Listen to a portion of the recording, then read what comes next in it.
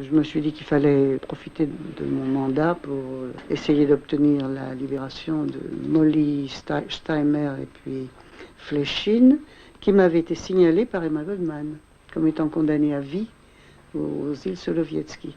Ils avaient fondé la Croix-Noire, la Croix est l'équivalent de la Croix-Rouge, mais qui était la Croix-Noire anarchiste, l'organisation anarchiste, pour venir en aide aux emprisonnés dans les camps et dans les prisons, etc. Et un jour, ils étaient au camp d'Arkhangelsk et on les a bouclés. Alors cette entrevue avec Trotsky, J'étais convoquée au Kremlin.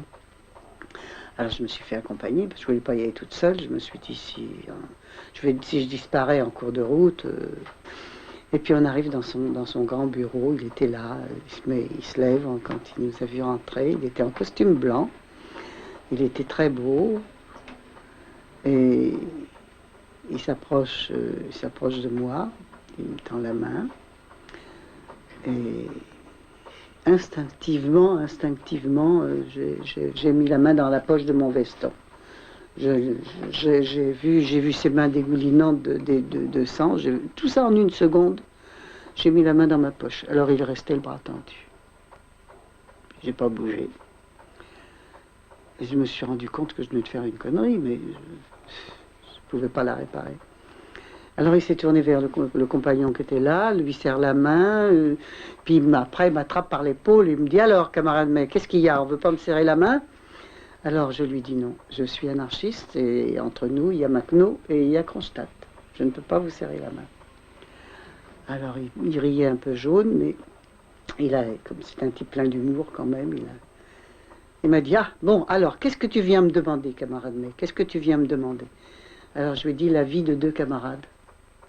Alors je lui ai expliqué toute l'affaire et alors j'ai mis tout ce que j'avais dans le cœur, dans tout ce que j'avais... tout ce que je ressentais, etc. Je lui ai jeté tout ça pêle-mêle, et tout ce que Emma Goldman m'avait dit aussi. Alors il m'a dit, bon, ils ont dû faire autre chose que ça, étant donné qu'ils avaient l'autorisation gouvernementale, il n'y avait pas de raison qu'on les arrête. Ils ont dû faire autre chose que ça. Je dis, vous n'avez qu'à demander leur dossier. Il dit, en effet, je vais demander leur dossier, je vais voir ce qu'il y a dedans. Et il l'a fait. Ça s'est bien terminé. Ils ont été expulsés de la Russie soviétique, donc la Russie soviétique existerait. Après l'adhésion de la CGT à la 3e internationale, la minorité syndicale était invitée à une réunion au Kremlin avec la vieille garde. Moi j'avais dit, si c'est un gueuleton, j'y vais pas. Non, non, c'est pas un gueuleton, c'est une réunion. Puis quand je suis arrivée, j'ai vu que la table était mise, mais enfin... J'ai dit, tant pis, c'est la dernière fois, j'ai quand même l'occasion de rencontrer tous ces types-là, qui sont quand même des types hors du commun. Alors, je me suis mis à table, j'étais entre Lozovski, que je connaissais bien parce qu'il était venu au congrès de Saint-Étienne, il parlait bien le français, et Zinoviev.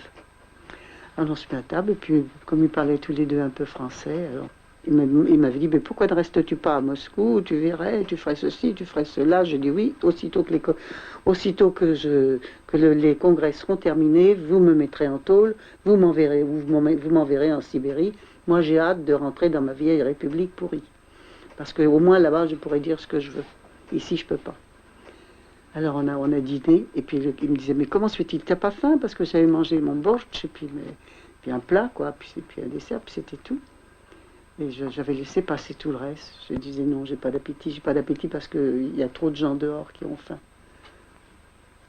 Enfin, je leur ai lancé comme ça pas mal de pics désagréables.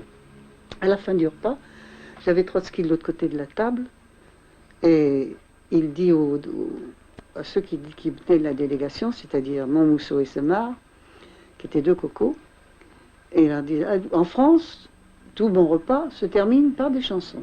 Alors j'espère que vous allez chanter. Comme il n'y avait qu'une fille, c'était moi. Alors ils sont venus me chercher, tous les deux. Ils m'ont dit, allez, mais tu vas chanter, etc. Moi, mais oui, je vais chanter, commandons. Et je suis montée sur la table. Et c'est là que je leur ai chanté l'hymne à l'anarchie.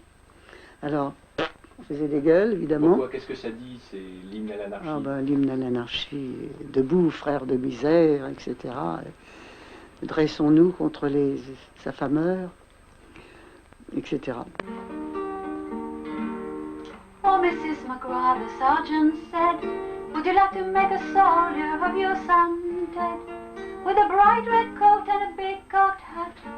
Oh, Mrs. McGrath, wouldn't you like that with a do-I-have a little now?